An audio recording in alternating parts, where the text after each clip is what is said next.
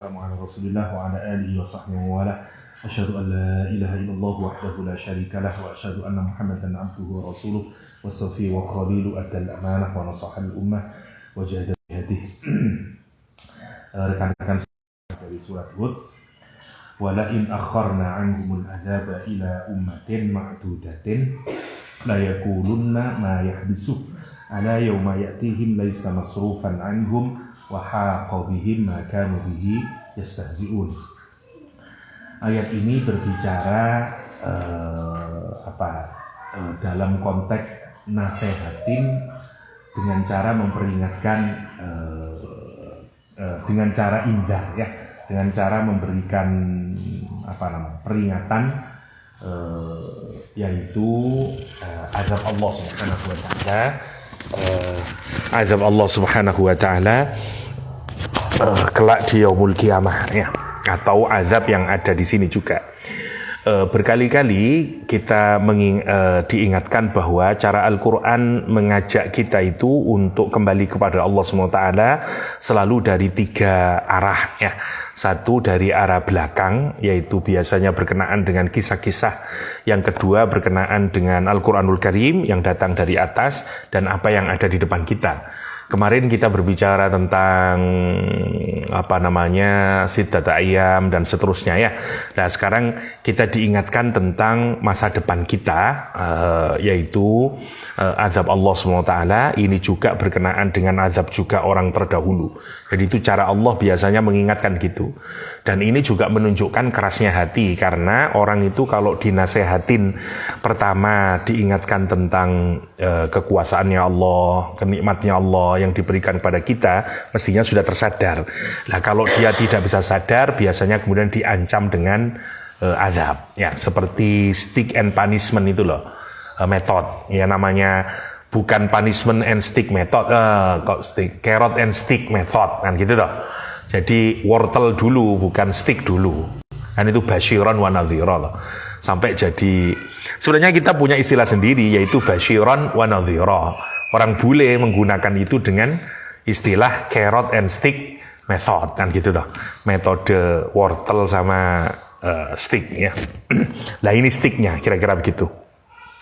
Dalam mausu'ah tafsir Al-Ma'thur dari Ma'had Asy-Syatibi, ayat ini sebenarnya merupakan ayat yang diturunkan oleh Allah SWT berkenaan dengan orang-orang yang setelah diturunkan ayat dia lupa lagi, berbuat maksiat lagi, diingatkan lagi, berbuat maksiat lagi, begitu konteksnya. Misalnya dari Qatadah, lamma nazala iqtaraba linnasi hisabuhum di surat Al-Anbiya, qala nasun inna sa'ah qad iqtarabat, kata dia. Fatanahal qaum qalilan summa atu ila a'malihim a'malis su' fa anzalallahu ta'ala ata amrullah fala tasta'jilu, surat An-Nahl. Faqala unasun ahlud dhalalah hadza amrullah qad ata fatanahau alqaum, laki-laki ya, fatanahal qaum summa atu ila makrihim. Dan laki-laki gini ceritanya, ketika turun ayat Al-Quran bahwa hisabnya Allah SWT itu sudah dekat, bahkan kalimatnya menggunakan iqtaroba, ya sungguh-sungguh sudah dekat sebenarnya perhitungan Allah SWT atas diri kita, baik nanti di akhirat dan juga di dunia ini. Orang-orang merasa, kita ini sudah kiamat sudah dekat nih, perhitungan Allah sudah sangat dekat ini, berhenti dia dari maksiatnya. Tetapi lama-lama berhenti sebentar saja, fatanaha alqaum qalilan, kemudian suma'atu ila amalihim, balik lagi dia melakukan amal su' lagi. Fa anzalallah, kemudian Allah menurunkan ayat lagi, ata amrullah fala tasta'jilu ya, di surat An-Nahl. Orang kemudian berhenti lagi, tapi kemudian mengulang lagi untuk berbuat makar kepada Allah SWT, kemudian turun ayat ini. Jadi ayat ini kalau kita baca turun setelah surah Al-Anbiya pertama, An-Nahl pertama, dan baru kemudian surat Hud ini, ayat ke-7. Nah, orang itu kalau diingatin sampai 3 kali, kan itu menunjukin apa? Saking parahnya toh. Nah, suasananya ayat ini konteksnya begitu. Orang yang sudah diperingati berkali-kali, ya. Oke, itu konteksnya. Salah satu kalau senang dengan tafsir bil ma'thur, yang mausu'ah tafsir bil ma'thur itu bagus rek, karena sifatnya ensiklopedik ya. Jadi kalau sampean tidak menemukan di tempat yang lain, yang paling lengkap kalau mau cari data-data yang tafsir bil ma'thur ya di mausu'atut tafsir al ma'thur ya, terbitannya Ma'had Asy-Syatibi ya. Oke, mari kita lihat apa ayat kita ini. Walain akharna, dan sesungguhnya, lamnya lam qasam. Jadi ini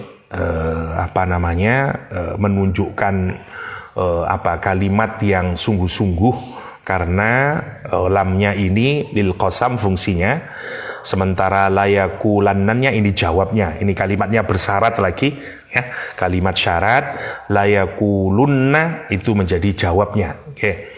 Walain, dan sesungguhnya jika, akharna kami mengakhirkan, kata Allah SWT, kami undurkan, Allah yang mengundurkan azabnya, dan berarti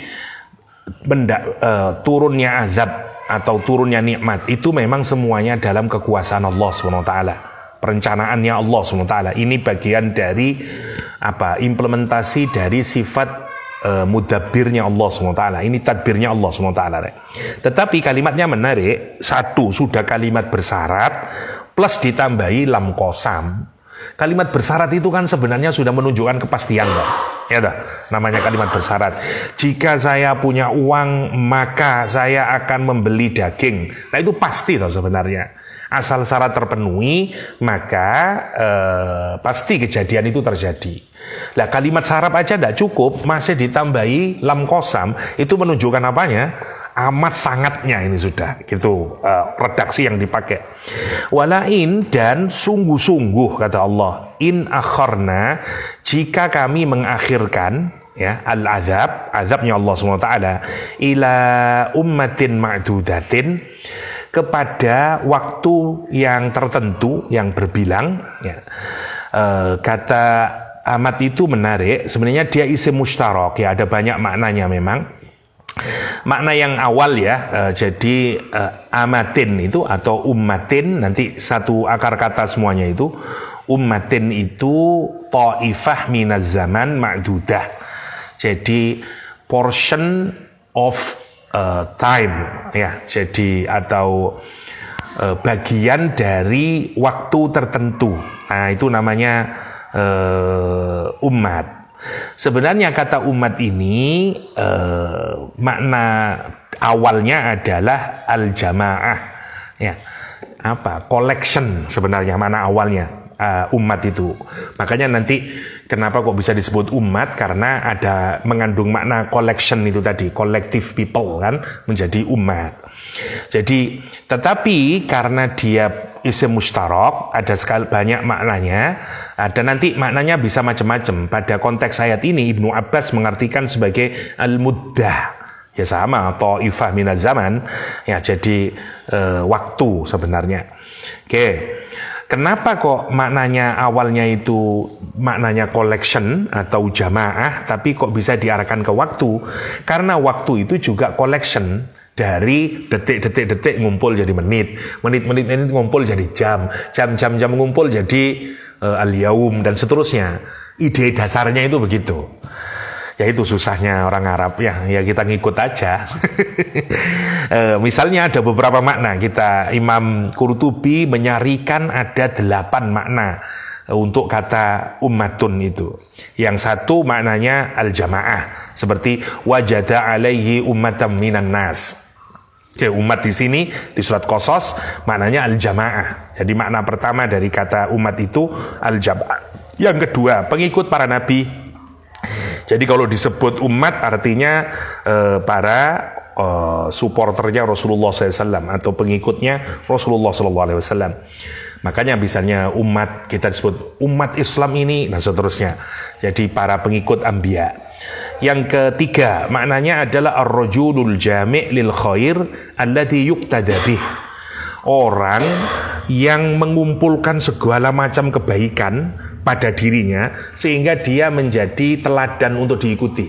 Namanya juga umat. Nah, ini yang dipakai Al-Quran ketika menyatakan inna Ibrahim kana ummah. Ya.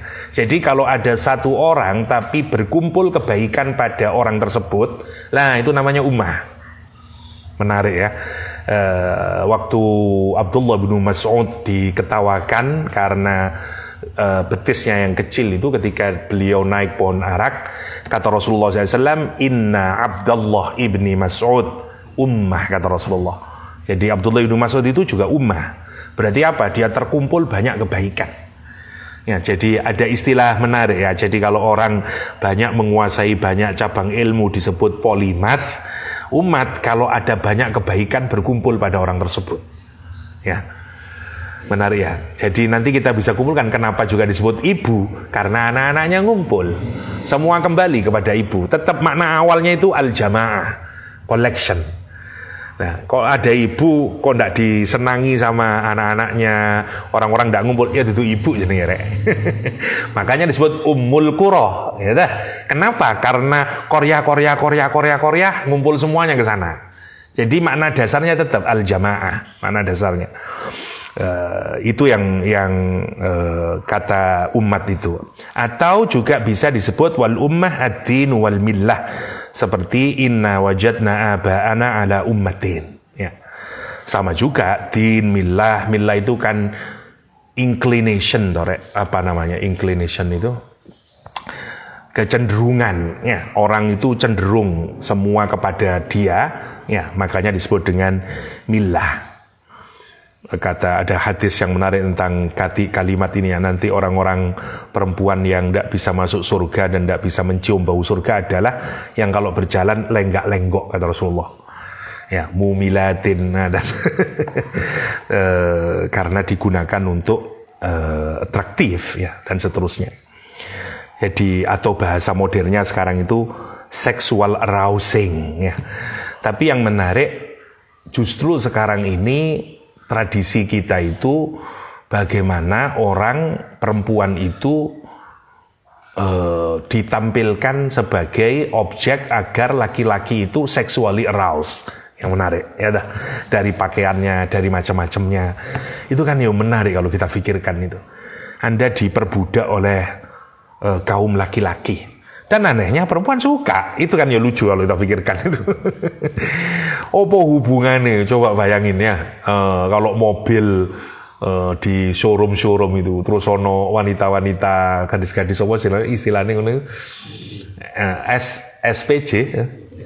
SPG dan seterusnya. Sales promotion girl ya. Ya, itu ya girlnya yang dipromotin dan seterusnya. Masya Allah, kita pikirkan. Nah, wal ummah kemudian makna yang kelima ada al-hin wa zaman. Nah, ini di ayat ini maknanya ke sana. Ya, jadi waktu dan seterusnya. Ummah juga bermakna al-qamah wa huwa tulul insan wa irtifa'uhu. Jadi kalau orang itu tinggi gede itu juga disebut dengan al-ummah. Misalnya fulanun hasanul ummah, misalnya ay al-qamah misalnya.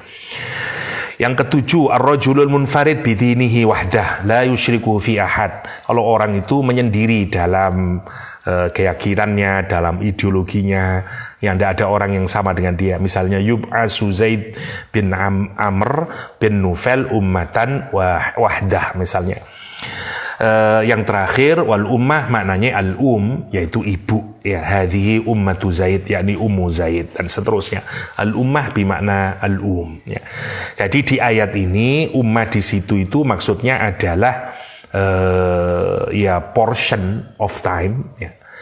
Yang menarik begini ya, waktu itu di dalam Al-Qur'an memang kalau kita pelajari kita akan sampai pada kesimpulan bahwa waktu itu relatif.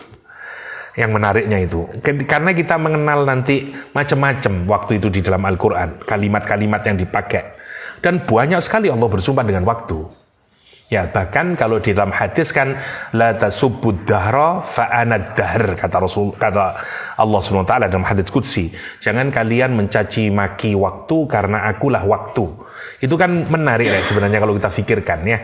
Karena bahkan ilmu pengetahuan modern itu memang banyak berbicara tentang waktu. ya, sampai jadi cabang ilmu sendiri itu. Kan gini ya, waktu itu sesuatu yang dibikin awalnya.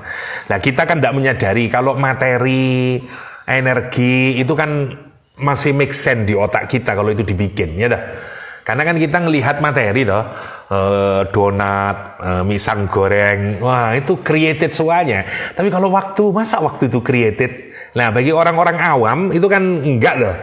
Waktu ya enggak ada Pak, it's there. Tapi tidak created. Nah, yang menarik kalau Anda belajar fisika, waktu itu created, ternyata. Dulu sebelum ada apa-apa ya nggak ada waktu. Waktu itu tercipta, dia juga dimensi gitu dari realitas. Jadi ada panjang, ada lebar, ada tinggi, nanti ada waktu. Begitu ada pergerakan muncul waktu. Waktu itu sesuatu yang baru, yang muncul. Tapi sebagaimana fenomena waktu, dia sangat menarik untuk dikaji. Karena itu dia menjadi, bahkan Stephen Hawking itu bikin buku judulnya Brief History of Time. Bayangin, karena soal waktu. Nah, kita mendapatkan sekarang ila ummatin ma'dudah. Lah kita nggak tahu ini apa yang dimaksud dengan ummatin ma'dudah. Ya, yang jelas ada collection of time yang oleh Allah sudah ditentukan waktunya. Namanya kalau sudah disebut ummatin itu kan berarti sudah ada porsinya toh, Rek. Entah sekian detik, sekian menit, sekian dan seterusnya. Kalau kita cacah-cacah itu yang disebut dengan ummatin ma'dudatin. Kalau kami mengakhirkan azab buat dalam waktu tertentu, kata Allah, la yakulunna, pasti ya kamu itu akan berkata, mereka ini akan berkata, kata Allah SWT, ma yahbisuh. Kata dia, apa yang menghalangi Allah tidak menurunkan azab itu? Masya Allah, ya. Ini mentalitas, Rek. Jadi yang digambarkan oleh Allah pada psikologi manusia. Kalau orang itu melakukan perbuatan jahat, ini menarik sebenarnya. Kalau didekati secara psikologis, gini ya. Allah itu memberikan pada diri kita yang disebut dengan fitrah. Fitrah itu tugasnya adalah mengembalikan kita kepada posisi awal sebagai makhluknya Allah yang fitri, yang hanif dan seterusnya. Makanya begitu kita ini melenceng, ada apa yang disebut oleh Al-Quran sebagai dalam hadis sebagai maha kafi sodrik, ya gundah, nggak enak dan seterusnya. Dalam bahasa psikologi namanya guilty feeling. Orang itu kalau menabrak moral prinsipal yang dia pegang, menabrak keyakinan yang dia yakini, itu akan ada guilty feeling, gitu. Nah, kalau bahasa agama namanya dosa. Dosa itu sebenarnya dalam satu sisi baik. Kenapa? Karena dia mengingatkan kita ada yang salah nih dari perbuatan kita nih. Makanya ada guilty feeling yang kita rasakan, nggak enak semuanya, merasa dan seterusnya. Dan puncaknya itu, guilty feelingnya itu orang merasa bahwa dia akan diazab oleh Allah SWT. Pasti ada hukumannya ini. Tetapi yang menarik, lihat perkembangannya. Begitu azab itu di-extended, menurut hitungan dia bahwa kalau saya melakukan ini, saya pasti akan dapat ini. Kalau saya melakukan ini, saya pasti akan dapat ini, begitu. Tapi begitu dia melakukan perbuatan maksiat, terus kok tidak dapat konsekuensinya, terus dia merasa, kenapa ya kok tidak dapat konsekuensinya ya? Apa yang menghalangi Allah untuk tidak itu? Nanti pada ujungnya itu, Rek, nanti orang merasa nyaman dengan maksiat. Awalnya mungkin dia akan menyatakan ini salah satu bukan kalimat yang mayah bisu, bukan kalimat pertanyaan apa ya yang menghalangi Allah kok tidak melakukan maksiat. Itu sebenarnya dibalik kalimat mayah bisu itu penentangan bahwa dia nggak ada azab itu, gitu loh maksudnya. Memang susah kalau sampean tidak menjalankan maksiat tidak bisa merasakan ini. Gini saya kasih contohin lah. Sampean kalau biasa sholat on time, ya itu nyaman. Tapi nanti begitu sampean melakukan sholat terus ketinggalan, ya kerasa gak enak. Duh ya apa ya. Nah itu namanya guilty feeling awalnya. Tapi kalau terus dilaksanakan, kita terus nyaman dan merasa nggak ada siksaannya, nggak ada balasannya begitu. Atau saya lebih konkretkan lagi. Misalnya kalau kita ini tidak sholat sebagai orang mukmin, kita ini kalau tidak sholat, kan ya apa perasaannya? Kotor, merasa sangat bersalah lah gitu toh. Gak enak kabeh. Tapi coba itu lakuin terus. Terus kita merasa efek yang paling terasa itu mesti ono akibatnya ini. Nanti apa ini? Terus ternyata satu hari aman-aman aja. Gak ada apa-apa. Rizki lancar, apa-apa lancar. Nanti pelan-pelan, Rek, jiwa kita itu merasa gak ada sebenarnya azab itu. Gitu. Nah, keyakinan tidak ada azab itu muncul dari kalimat ma yahbisu. Gitu. Ini cuma ucapan, apa yang mau mengalih? Kalau memang Allah memberikan konsekuensi, mestinya saya dapat. Buktinya saya tidak dapat kok. Nah, ini bukan pertanyaan kenapa ya kok tidak ada azab, bukan begitu. Ini apa? Ini pengingkaran sebenarnya kalimatnya. Ya, Masya Allah. Ini yang menarik mentalitas pada diri manusia yang kalau dia diakhirkan azabnya bukan malah dia cepat-cepat kembali berterima kasih kepada Allah karena dikasih waktu untuk bertaubat, tapi justru mereka bahkan merasakan tidak ada azab itu dengan menyatakan kalimat ma yahbisu. Ya. Ala yauma ya'tihim laisa masrufan anhum wa haqa bihim ma kanu bihi yastahzi'un. Oke. Allah Subhanahu wa taala kemudian menyatakan ya, la yaqulunna ma yahbisu yani al-azab wa qalu hadza imma takdziban. Lihat kalimatnya itu. Makanya kata Imam Qurtubi maknanya 3, takdziban, isti'jalan, istihzaan fungsinya. Jadi fungsinya 3, mereka berkata begitu itu bukan karena memang mencari tahu kapan ya diturunkan azab, bukan begitu. Dia takdzib. Ya, yang kedua, dia isti'jal. Segerakan ya Allah. Kalau memang ada, ayo dah. Ya, yang ketiga, istihza. Ngolok-ngolok dia sama Allah. Ya, jadi itu yang digambarkan mentalitasnya. Nah, sampean kalau ini tarik kemudian menjadi orang jadi kajian di psikologi pasti menarik. Ya. Bagaimana ruhani seseorang itu. Dan itu bisa kita terapkan juga kepada anak kita, kepada anak didik kita di dunia pendidikan. Kalau kita misalnya, kalau melakukan gitu, terus gimana kok tidak diapa-apain ya sama Pak Yahya ya, dan seterusnya. Katanya kalau saya begini dihukum, ternyata kok tidak diapa-apain ya. Nanti dia akan merasa nggak akan ada hukuman itu. Kalaupun dia bertanya, takdziban, wasti'jalan, wastihzaan. No. Itu menariknya, itu dampak dari diakhirkannya azab. Menarik ya, kita itu Masya Allah ya. Mestinya kan diakhirkan azab itu kalau orangnya baik menjadi apa? Terima kasih karena itu dikasih waktu kita membenahi diri lah gitu loh. Ya. Tetapi karunia Allah berupa takhir waktu itu justru menjadi semakin sempurnanya karakter buruknya dia. Itu maksudnya. Ala yauma ya'tihim laisa masrufan anhum. Kata Allah, ketahuilah, watch out. Ala itu, lihat perhatikan, kata ala itu dipakai untuk apa? Biasanya dipakai untuk menegasikan keyakinan yang ada sebelumnya. Ya, kita disuruh ingat tidak. Ya, al yauma ya'tihim, hari ketika waktu azab itu datang kepada mereka, kata Allah SWT, laisa masrufan anhum, mereka tidaklah dapat dipalingkan ya, anhum dari mereka ya, tidaklah dapat dipalingkan dari mereka, kata Allah SWT.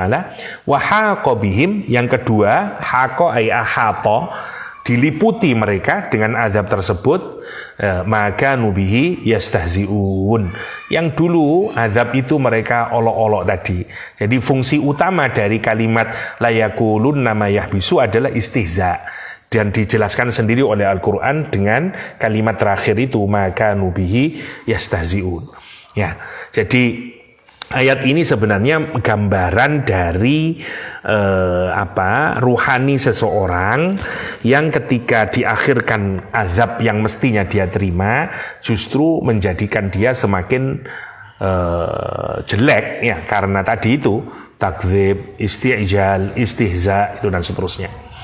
Ya, kata Al-Qur'anul Karim, para mufassir menjelaskan ala yauma ya'tihim laisa masrufan anhum ini hari azab ketentuan Allah itu ummatun ma'dudah tadi, ketika didatangkan mereka tidak akan bisa dipalingkan darinya, dari azab itu. Kapan? Yang pertama menyatakan adalah qatlul musyrikina bi Badrin, ada peristiwa Badar ya. Jadi oleh nyakiti Rasulullah itu kan gila-gilaan toh rek, 13 tahun, bayangkan ya. Kita ini coba bayangkan kalau kita ini posisinya seperti Abu Jahal. Katanya kalau nyakitin Nabi nanti akan dibalas dengan begini-begini. Ya kalau 1 hari 2 hari, 13 tahun aman-aman aja nih. Kan tentu kemudian mikirnya bullshit ini Muhammad ini. Nah gitu toh. Itu poinnya rek. Tetapi kata Allah sudah ada itu ummatun ma'dudatun itu. Ya, jadi ketentuan yang sudah dipastikan oleh Allah SWT. Makanya ingatlah kata Allah, watch out ya. Yauma ya'tihim, hari yang sudah ditentukan oleh Allah Subhanahu wa taala itu, turunnya azab itu, laisa masrufan anhum. Dia tidak bisa lagi dipalingkan darinya. Ya, dia pasti akan dapat. Kapan itu? Ketika semuanya dihancurkan oleh Allah di perang Badar, di perang Badar. Nanti kalau kita bahas surah Al-Anfal, banyak hal menarik ya di peristiwa Badar yang dijelaskan Al-Quran di surah Al-Anfal ya, yang banyak cerita tentang perang Badar. Bahkan bagaimana orang Yahudi yang mensupport orang-orang Quraisy itu menyatakan pokoknya kita ini udahlah perang aja lah. Nanti kalau misalnya kamu kalah, kita akan bantu. Tapi begitu di peperangan dia tidak muncul sama sekali dan seterusnya, dijelaskan oleh Allah di Al-Anfal ya. Menarik sekali bagaimana ketentuan Allah itu tidak bisa beringsut sedikit pun. Itu yang disebut dengan laisa masrufan anhu ya. Oke, wa haqa bihim ay nazala wa ahata ya. Maka nubiyasazun jazaa'u maka nubiyasaziun ya. Saya kira clear itu ya. Oke, jadi ayat ini ayat ke-8 berkenaan dengan mentalitas. Kenapa kok diawali dengan ayat ini? Karena nanti menceritakan karakternya umatnya Nabi Hud, kan gitu loh. Jadi kenapa sih ada orang kok bisa begitu itu? Kita dijelasin mentalitasnya dulu. Mentalitas orang itu dan seterusnya. Makanya kita ini kalau jadi guru, kalau sudah memberikan hukuman yang konsisten, hukum aja. Jangan ditunda lagi, tentukan waktunya, begitu ada waktu ya harus dikasih tahu, meskipun nanti kita maafin biar orang tidak tambah malah tadi itu ya, malah merasa apa ini yang mencegah ini, kok tidak ada azab ini dan seterusnya. Ayat 9 makin clear sekarang. Wala in adzaqnal insana minna rahmatan summa naza'naha minhu innahu laya'usun kafur. Masyaallah ya. Wala in laki-laki ya, dan sungguh kata Allah SWT, ini lagi-lagi bicara tentang psikologi kita ya. Ini karakter atau nature of inner self ya. Jadi karakter dari jiwa kita itu kayak apa? Kalau ditunda-tunda, samalah. Coba kalau sampean, ini nanti bisa Anda lebarkan kemanapun, rek. Misalnya nonton istri berbuat salah atau suami berbuat salah, terus kamu biarkan saja. Terus kalau tidak dimarahi, makin jadi dia. Itu poinnya ya. Yang pertama. Nanti kata Al-Quran, mentalitas berikutnya manusia itu, dan sungguh jika adzaqnal insan, manusia itu merasakan, dzauq itu sesuatu yang dirasakan bisa dengan mulut, bisa dengan selain mulut, kata Sefadil ya, As-Samirai. Jadi apa yang kita rasakan dengan lesan itu juga dzauq, apa yang kita rasakan dengan selain lesan itu juga dzauq. Biasanya dzauq itu kan dimaknai perasaan atau ya sifatnya lebih ruhaniyah toh dzauq itu. Secara bahasa sebenarnya tidak, ya sesuatu yang dirasakan dengan lesan atau selainnya, ya namanya dzauq. Oke. Walain adzaqna, dan jika kami rasakan kepada manusia, minna dari kami, apa? Rahmatan ya. Jika dia dikasih rahmat sama Allah, dikasih nikmat sama Allah SWT, summa naza'naha, kemudian coba bayangin, ini dikasih kata penghubungnya adalah menggunakan summa untuk menunjukkan apa? Rentang waktu yang lama, rek. Tidak perlahan ini oleh Allah dikasih rahmat lama. Tadi kan gini toh, kalau udah diadab-adab sebenarnya kan sama toh. Ini sebenarnya dua sisi mata uang. Kalau yang pertama adabnya dilamakan, sekarang orang diguyur dengan rahmat. Kan sama aja, orang diguyur dengan rahmat dengan di-extend, di-postpone azab itu kan setali tiga uang toh sebenarnya, ya dah. Nah, kalau orang itu yang pertama dikasih, kan kalimatnya menarik ya, suruh nyicipin saja, tasting kalau dalam bahasa itu sebenarnya, zauk itu kan taste ya. Kata al-insan di sini ini adalah satu kata yang merujuk kepada kumpulan orang kafir. Ini bukan kalau yang pertama maknanya. Jadi bahkan kalau kita lihat konteksnya ini dirujukkan kepada Walid bin Mughirah, kepada Abdullah bin Abi Umayyah al-Mahzumi dan seterusnya yang dikaruniai Allah dengan berbagai nikmat. Walid bin Mughirah kita tahu semuanya ya, bahkan dikenal dengan Royhanatu Quraisy ya, bunga mawar yang harum atau bunga harum yang semerbak mewangi dari kalangan orang Quraisy, namanya Walid bin Mughirah kan begitu loh. Bapaknya Khalid bin Walid, kekuasaannya Masya Allah kalau kita tahu ya. Wa malam mamduda kata Al-Quran, dikasih harta yang mamdud, extended, Masya Allah ya. Propertinya ya, dari Taif sana dia ya, dengan berbagai macam kekayaannya, dikasih anak yang banyak, berapa saya lupa, 12 atau 13 anaknya, anak banyak, manpower banyak, harta yang sangat banyak, tapi alih-alih itu menjadi modal dia untuk taat kepada Allah, tapi justru enggak. Ya, makanya manusia itu kalau dia dicicipin dengan rahmatnya Allah SWT, tapi kemudian diambil, summa naza'naha, kemudian setelah dikasih beberapa lama, diambil oleh Allah SWT minhu darinya, innahu sesungguhnya orang tersebut akan apa? Lihat kalimatnya ini, tumpuk-tumpuk rek, pakai inna, pakai lam taukid, kalimatnya semuanya pakai mubalaghah, yaus, kafur, bayangin. Dan itulah mentalitas manusia nih, Masya Allah ya. Jadi yuk kalau membuat itu ayat 8 sama 9, jadi karakternya manusia itu menarik sebenarnya. Jadi karakter pertama begini, karakter kedua nanti pribadinya menjadi yaus sama kafur ya. Yaus sebenarnya masuk ke dalam bahasa Indonesia dari kata yais, yaisun menjadi yaus, dibentuk wazan faul ya. Lah masuk ke Indonesia menjadi asa. Ya, putus asa. Ya, asa. Jadi putus asa itu ya yaus, ya ais ya atau yais. Orang yang amat sangat putus asa, kemudian hilang harapan, hopeless. Itu namanya yaus.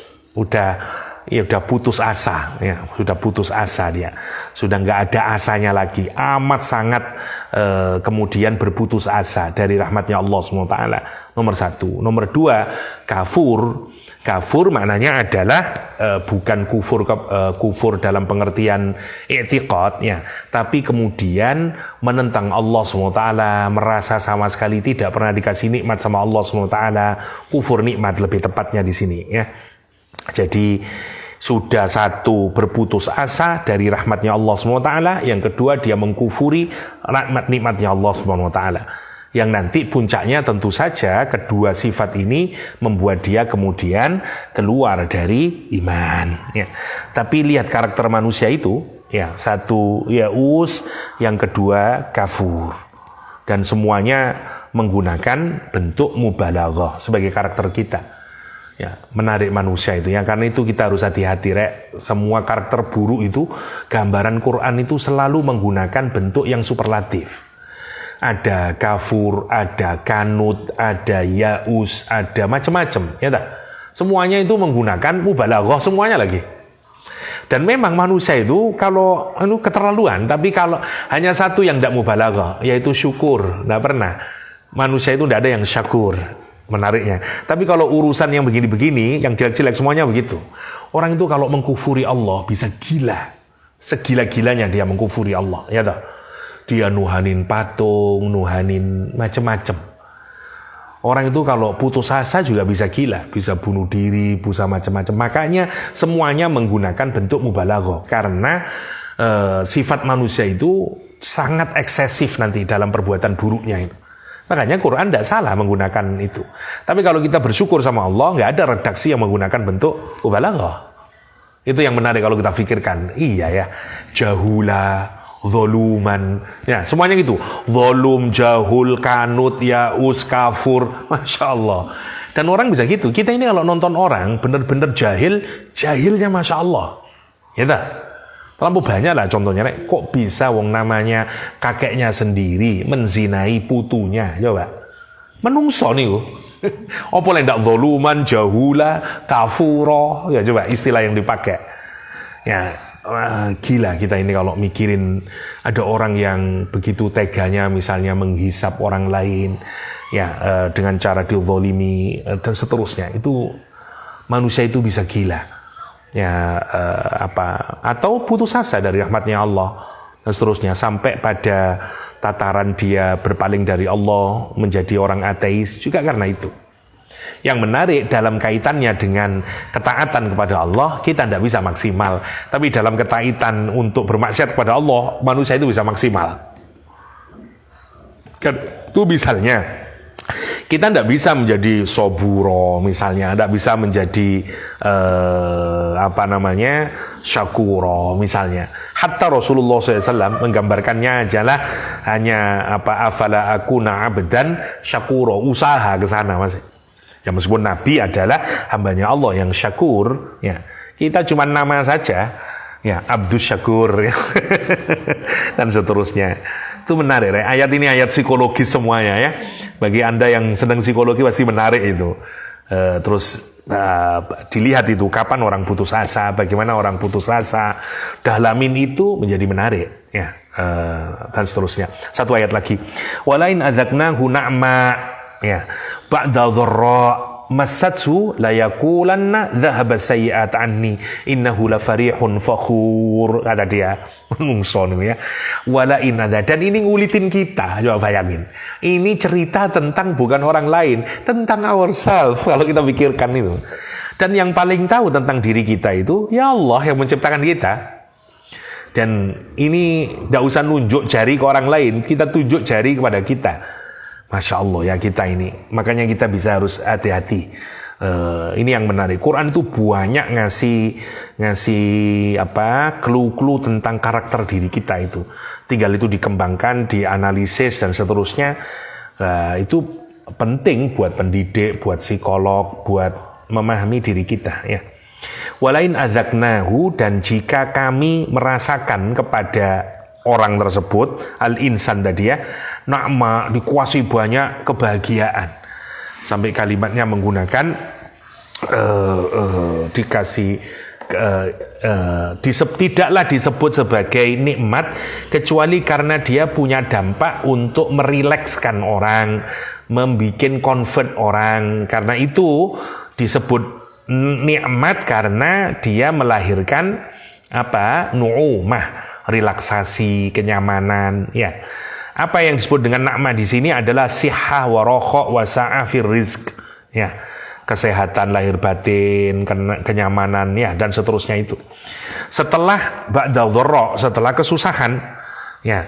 Orang itu kalau dirasakan mari sakit dikasih sehat, dari miskin kemudian dikasih kaya, ya, masya Allah. Kalau dia padahal dharra'nya itu masatsu, kata Al-Quranul Karim, dia cuman kesentuh saja. Dharra' itu sedikit, bayangkan ya. Quran itu kan menyatakan persis seperti di surah yang kita hafal semuanya itu. Fa inna ma'al usri yusra, inna ma'al usri yusra. Perhatikan ya, kalimatnya itu kan kalimat susunannya menggunakan inna. Kalimat awalnya itu kan mestinya innal usra, kan gitu toh, ma'al yusri, kan gitu toh mestinya. Kan gimana? Inna ma'al usri yusra. Innal yusra ma'al usri, kan gitu toh mestinya. Jadi kalau setelah inna, mestinya ya isimnya inna, nah gitu toh. susunannya itu. Ini menarik susunannya itu. Jadi setelah inna, isimnya inna ditaruh di belakang. Mestinya enggak begitu. Dan dikasih al mestinya. Inna misalnya, innal yusra ma'al usri. Tapi dirubah susunannya oleh Al-Quranul Karim untuk menghadirkan, jadi temanya ini bukan tema kesusahan, temanya tema kemudahan. Karena kalau kita ngomong kalimat benda itu nominal sentence, sesungguhnya masjid itu mewah. Itu kan temanya tentang apa? Masjid. Nah gitu toh. Kalau saya ngomong innal yusra ma'al usri, itu berarti tema tentang apa? Kemudahan, bukan tema tentang kesulitan. Nah, kita seringkali kalau ngomong innamal usri yusra, makanya pokoknya ya dari kesulitan itu akan ada kemudahan. Kayak ayat ini tentang treatment untuk kesulitan, padahal ini tentang kemudahan. Jadi dibalik cara berpikir kita itu oleh Allah SWT. Jadi ayat ini sebenarnya mengajak kita berpikir ini tentang kemudahan, bahwa di setiap kemudahan itu akan ada kesulitan, tapi kesulitan ini lebih banyak kemudahannya. Nah gitu maunya Allah itu. Nah tapi kita salah memahaminya seringkali, mengira ini tentang ayat kesulitan. Jadi kamu lihat kesulitan ada dua kemudahan, padahal sebenarnya muatan konteksnya itu sadari tentang kemudahan Allah yang Allah berikan. Makanya sampai redaksinya dirubah itu. Fa inna ma'al usri yusra. Inna ma'al usri yusra. Ya, dua kali al-usr bermakna satu. Makanya katanya Ibnu Abbas, ingat saya, la yaghliba, apa kalimatnya dia ya? Tidak bisa mengalahkan dua kemudahan, tidak bisa mengalahkan satu kesulitan dengan dua kemudahan, kalimatnya Ibnu Abbas. Kenapa? Ya karena al-usr semuanya ma'rifat, karena dua kali maknanya juga sama. Yusrnya nakiroh dua kali, berarti yusr satu sama yusrun dua berbeda, kan begitu toh? Lah, menariknya manusia itu kalau dia pernah merasakan dharra, ya, kemudian dikasih nikmat oleh Allah SWT, padahal cuma sebentar saja. Lihat kalimat yang dipikir, bukan masathu, ya, sebentar saja dia dikasihkan. La yaqulanna, pasti dia akan berkata, dhahabas sayyi'atu anni, wes seneng menungsoni. Ya. Syukurnya itu kapan? Kalau dia dikasih nikmat setelah dia menjadi apa? Mendapatkan dharra. Tapi kalau dia dapat nikmat terus, lupa. Seperti rumus yang di atasnya itu. Makanya kita sekarang menjadi sadar kenapa kok kadang-kadang kita dikasih dharra itu, agar nikmat itu kemudian dapat kita syukuri. Karena bagi orang tertentu kalau dikasih nikmat terus, lupa, tidak syukur. Rumusnya kembali lagi ke ayat ke-9 tadi. Itu. Karena kalau dia mendapatkan kenikmatan terus, dia lupa. Ya, begitu diambil, ya usung kafir. Tapi kalau diambil sebentar saja, dia bisa menyatakan dhahabas sayyi'atu anni. Ya, semua kejelekan itu telah hilang dariku. Dan innahu la farihun fakhur. Dia jadi farih, dia jadi sungguh berbahagia, dan dia bangga kemudian dengannya. Masya Allah, menungso ya karakternya ini. Itu karakter kita, rek. Gambarannya kalau kita ini mendapatkan kesulitan kemudian diangkat oleh Allah Subhanahu wa taala. Saking apa bahagianya kita ini setelah mendapatkan kebahagiaan, ya. Kecuali kata Allah, ilal ladzina sabaru wa amilus solihat ulaika lahum maghfiratun wa ajrun kabir. Kita bisa ndak punya karakter yang kayak tadi itu. Mestinya kan begini toh, mestinya kita ini kalau dapat manfaat, kalau dapat rahmat, nikmat kayak apapun saja, ya, itu kita tetap mensyukurinya, baik diberikan dalam jangka waktu yang panjang atau dikasihkan jangka waktu yang pendek, ya kita ini tetap syukur sama Allah SWT. Bukan seperti model tadi itu, kelamaan lupa sama Allah, kalau baru didapat kesulitan terus dikasih nikmat lah, terus baru syukurnya. Itu kan kita itu sebenarnya tidak menyadari akan Allahnya, ya. Padahal perbuatan Allah kepada kita, ya, Allah sebagai Ar-Razzaq, Allah sebagai Mudabbir, itu sebenarnya kan agar kita mengenal Allah saja nih itu. Kalau kita pikirkan, kenapa rizki itu kadang disempitkan, kadang diluaskan, kesehatan kadang disehatkan, kadang tidak. Sebenarnya tujuan utamanya adalah agar kita menyadari Allah Mudabbir, Allah itu Rob kita, sebenarnya itu. Tapi bagi orang yang tidak ma'rifah kepada Allah, tidak begitu dia cara berpikirnya. Padahal mestinya semua yang berlangsung pada kehidupan kita itu menjadi ayat Allah, sehingga kita bisa mema'rifai Allah secara benar. Persis seperti Ibnu Athaillah As-Sakandari. Kata Ibnu Athaillah As-Sakandari itu dia sebenarnya menggunakan bahasa yang sama dengan Al-Quran, tapi sedikit dibedakan ya. Misalnya menggunakan istilah su'aul basirah, misalnya sinaran basirah kita itu namanya ilmul yakin. Kalau dalam surah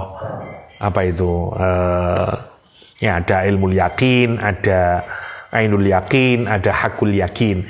Nah, sama katanya Ibnu Athaillah, sama. Kita juga ngalamin begitu nanti secara ruhani itu. Cahaya batin kita itu nanti akan merasakan kedekatan kepada Allah Subhanahu wa taala. Kapan?